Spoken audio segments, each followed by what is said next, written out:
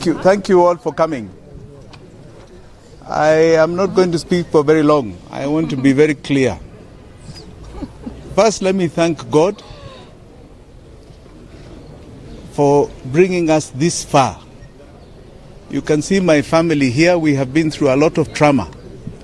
I want to thank them for standing with me during the last 2 or 3 weeks of what you call crooked Ruto's anarchy.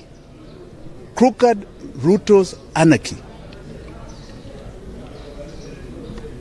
And I want to address William Samoei Ruto here.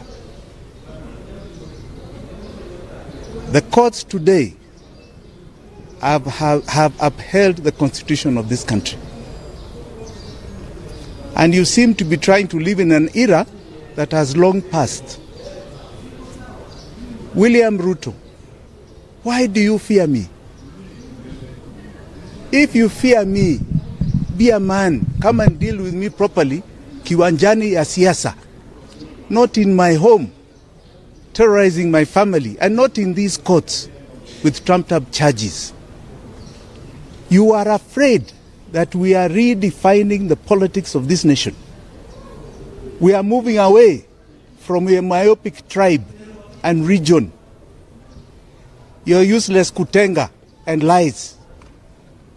We have now moved to the realm of the truth and issue-oriented politics, based primarily today on the economy of Kenya. Debate me on the economy.